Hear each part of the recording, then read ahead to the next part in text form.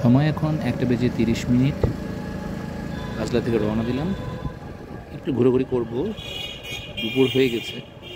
আজকে মার্চের 4 তারিখ, রোজার মাস, রোজা চলছে। আজকে তৃতীয় রোজা, প্রায় অর্ধেক দিন চলেই গেল।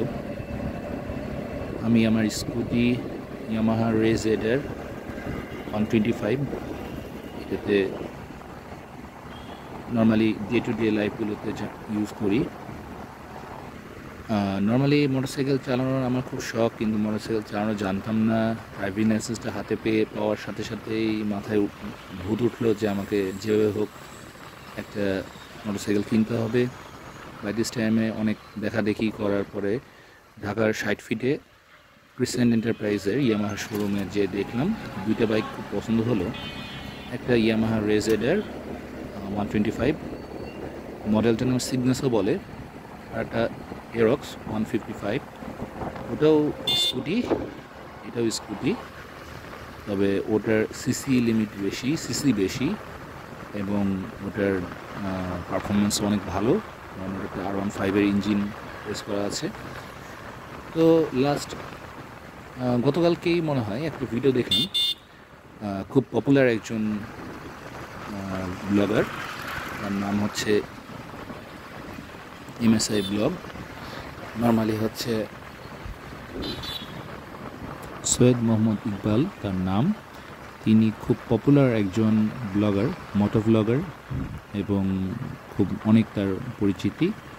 তার ভিডিওগুলো দেখে এত ইন্সপায়ার্ড হয়েছি, যদিও মোটো ব্লগিং বাংলাদেশে এখন অনেক অনেক অনেক অনেক ইউটিউবার করছেন, তার মধ্যেও আমি আমার without any gadgets, without any তেমন কোনো কিছু না থাকা সত্ত্বেও আমি ভিডিও করা শুরু করেছি। অ্যাকচুয়ালি আমার ভিডিও করাটা উইদাউট এনি প্রপার মোটো ব্লগিং গ্যাজেট ছাড়াও আমি শুরু করার কারণটা কিন্তু রানা ভাই, অ্যাকচুয়ালি MSI ব্লগসের ওনার নাম হচ্ছে রানা ভাই। তো ওনার কাছে ইন্সপায়ার্ড হয়ে আমাদের দেশ স্বাধীনের সময় একজন বক্তৃতা দিয়েছিলেন যে তোমাদের যা কিছু আছে তাই নিয়ে তোমরা মাঠে নেমে পড়ো, মানে যুদ্ধে নেমে পড়ো। তো অ্যাকচুয়ালি জীবনটাতে তাই, রানা ভাইও তাই বলছে যে আপনার মোটো ব্লগিং করতে হয়, আপনার ভালো একটা হাতের স্মার্টফোন আছে, স্মার্টফোন দিয়ে আপনি মোটো ব্লগিং করেন, আপনার কাছে যা আছে তাই দিয়ে মোটো ব্লগিং করেন। তো এই থেকে আমার মোটো ব্লগিং শুরু। আমার স্কুটি দিয়ে আমি মোটো ব্লগিং করা শুরু করেছি। প্রথমে মাথায় অনেক ইচ্ছা হয়েছিল যে একটা মোটরসাইকেল কিনবো, তার জন্য একটা ফুল ফেস হেলমেট কিনবো, ক্যামেরা গ্যাজেট, এই সেই অনেক কিছু কিনবো, এই সেই করে হচ্ছে অনেক চিন্তাভাবনা করে পিছিয়ে পড়েছিলাম। তো ওনার ভিডিওগুলো দেখার পর থেকে এতটা ইন্সপায়ার্ড হয়েছি, যা আছে আমার তাই দিয়ে আমি মোটর ব্লগিংটা করি। এই ভিডিওগুলো যখন আমি পরে দেখব তখন আমার নিজেরই ভালো লাগবে, আপনারা যারা দেখছেন তাদের অবশ্যই ভালো লাগবে। তো যেটা বলছিলাম যে এরক্স 155 স্কুটিটা আমার কাছে মনে হয়েছিল যে ওটা নিতে পারলে খুবই বেটার হতো, কিন্তু ওটার দাম ছিল 5,30,000 টাকা। টোটাল অন্যান্য আদার্স পেপারস অ্যান্ড খরচ মিলে দেখালো যে 5,60,000-70,000 টাকার মতো পড়ে যেত।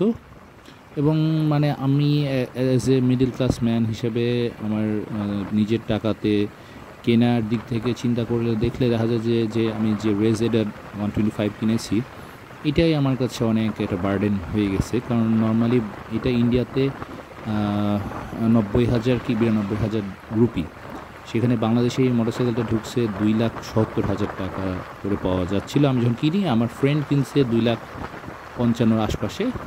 তো আমি তার দেখে ইন্সপায়ার্ড হয়েছিলাম, তারপর এটা আমার কেনা। তবে এটা যে স্মুথনেস এই মোটর সাইকেল হিসেবে চালানো বা everyday day to day use করার জন্য যেই সুযোগ সুবিধাগুলো, আমি বলবো একটা মোটরসাইকেলের থেকে কোনো অংশে খারাপ না। 125 সিসির একটা মোটরসাইকেল চালানো আর এইটা চালানোর মধ্যে কোনো পার্থক্য নেই। 125 সিসিতে আপনি easily 70-80 kilometre per hour speed পাবেন, এটাতেও সেই স্পিড পাওয়া যায়। তবে সুবিধাটা হচ্ছে, ওরে বাবারে রাজশাহী ইউনিভার্সিটির বাস আসছে, আমার পিছিয়ে পিছিয়ে যাই দেখি, ওটা নিয়েও একটা মজার কাহিনী আছে। তো যাই হোক, আমি যেটা বলছিলাম সেটা নিয়ে একটু বলে নিই যে আমার হচ্ছে বাজেট হিসেবে সব কিছু মিলেও বাজেট ফেল করে হলেও আমি এটা কিনছি। অনেক টাকা ধার দেনা করে কেনা হয়েছে গাড়িটা, আলহামদুলিল্লাহ প্রায় শোধ করে ফেলেছি টাকাগুলো, ইনশাআল্লাহ বাকিগুলো শোধ করে ফেলবো সামনে। অ্যাকচুয়ালি ধার রেখে চলতে ভালো লাগে না, এটা হচ্ছে বিষয়। এখন যাই হোক, এটা দিয়ে আমি একটু করে ব্লগিংটা শুরু করলাম। ইউটিউবে ভিডিওগুলো আপলোড দিচ্ছি। আপনাদের ভালো লাগলে অবশ্যই লাইক এবং সাবস্ক্রাইব করবেন, শেয়ার করবেন, যাতে আরও আমাদের ফ্যামিলিতে আরও মেম্বার আরও বাড়ে, সদস্য বাড়ে, সাবস্ক্রাইবার বাড়ে। আমার কোনো চাহিদা নাই যে হচ্ছে ইউটিউব থেকে আর্ন করব, তবে আমার পরিচিতিটা দরকার, যে 5 জন মানুষ জানবে যে আমি কে, আমি কোথায়, কী, সেগুলো। যাই হোক, রাজশাহী বিশ্ববিদ্যালয়ে লেখা, সামনে একটা হোয়াইট কালারের ব্লু স্ট্রাইপ দিয়ে বাস যাচ্ছে, দেখতে পাচ্ছেন। এই বাসটা হচ্ছে রাজশাহী ইউনিভার্সিটির, মেবি এটা বানেশ্বর থেকে রাজশাহী ইউনিভার্সিটির, বানেশ্বর টু রাজশাহী ইউনিভার্সিটি এই ট্রিপ দেয়। এখন যেহেতু 1:30 বাজে, তাহলে 1:10-এর গাড়ি মেবি এটা ব্যাক আসছে বানেশ্বর থেকে। তো এই রাজশাহী বিশ্ববিদ্যালয়ের গাড়ি নিয়ে একটা মজার আমার স্মৃতি মনে পড়ে গেল। সেটা হচ্ছে যে পাস করে পার হয়ে যায়, কারণ এত স্লো যাচ্ছে, মনে হচ্ছে যে তার ইঞ্জিন টিঞ্জিন কিছুই ভালো নয়, এরকম অবস্থা। সরকারি বা স্বায়ত্তশাসিত সরকারি একটা প্রতিষ্ঠানে যেমন হয় যে মেনটেন্যান্সের বিষয়গুলো, তাদের হচ্ছে যে ইকুইপমেন্ট থাকে, যেটাই হোক সেই ইকুইপমেন্ট। যাই হোক, রাজশাহী ইউনিভার্সিটিতে যখন পড়াশোনা করি 2010 থেকে 2016 এই টাইম পিরিয়ডটার মধ্যে, তখন হতো কি যে হচ্ছে প্রতি ইয়ারলি যে পেমেন্টটা দিতে হতো, সেই পেমেন্ট, ভর্তি ফিজ সাথে আর যে পেমেন্টগুলো দিতে হতো, তার মধ্যে একটা ছিল যে হচ্ছে পরিবহন ভাড়া বা হচ্ছে বাস, বিশ্ববিদ্যালয় বাসের হচ্ছে একটা চার্জ নিত পার স্টুডেন্ট 300 টাকা করে। তো আমার বাসা হচ্ছে কাজলাই, আর আমার ক্যাম্পাসটা হচ্ছে আমার বাসা থেকে বের হয়ে 5 মিনিট হাঁটলেই তাহলে যে আমি আমার ডিপার্টমেন্টে পৌঁছে যেতাম। আর আমার বাসার অপোজিটেই রাজশাহী ইউনিভার্সিটি কাজলা গেট। তো আমাকে তো বাসে কোথাও যাইতে হতো না বা কোথাও লাগতেও না।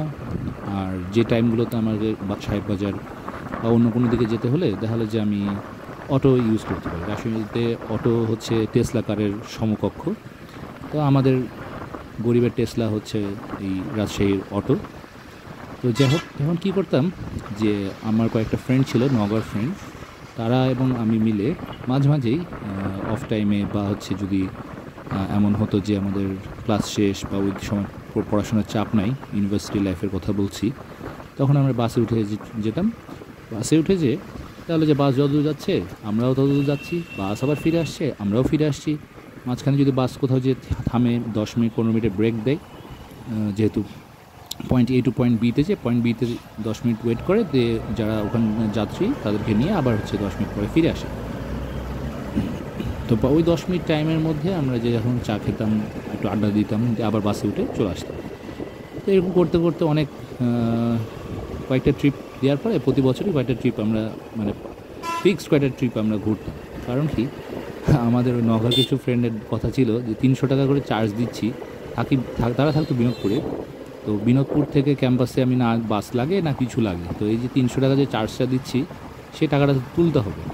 মানে এমনি মানুষের বিভিন্ন জনের মাইন্ডসেট বিভিন্ন রকম হতে পারে, কিন্তু বিষয়টা তো আমার মজাই লাগতো। তো সেই প্রেক্ষিতে আমিও তাদের সাথে হচ্ছে সঙ্গ দিয়ে এই বাসে করে ঘুরতাম। তো যাই হোক, এই হচ্ছে বিশ্ববিদ্যালয় লাইফের মজার হিস্ট্রি। এখন বিষয় হচ্ছে যে লাইফ এভাবে এগিয়ে যাচ্ছে। মোটরসাইকেল নিয়ে কিছু কথা বললাম, এখন থেকে চেষ্টা করবো ভিডিওগুলোতে সাথে ভিডিওগুলো দিতে। ভিউটা কেমন লাগছে আজকে বুঝতে পারছি না, নেক্সট ভিডিও থেকে আমি চেষ্টা করবো ভিউটা আর একটু, যাতে আমার স্কুটির মিটারটাও আপনারা দেখতে পান যে কী স্পিড আমি মুভ করছি, এবং হচ্ছে ভিউগুলো, এবং নতুন নতুন কিছু রাস্তাতে মুভ করবো। ও মনে হয় ডান দিকে যাবে, ইশারা করছে, বাম দিকে হাত দেখাচ্ছে আমাদের রাজশাহী ইউনিভার্সিটির হেল্পার সাহেব। এই যে কুশোরের রস, রমজান মাসে এইটা খুবই চাহিদা বেড়ে গেছে, এবং এখন তারা সব কিছু মডার্নাইজড হওয়ার সাথে সাথে এই কুশোরের রস যারা বিক্রি করে তারাও প্রচণ্ড মডার্নাইজড হয়েছে।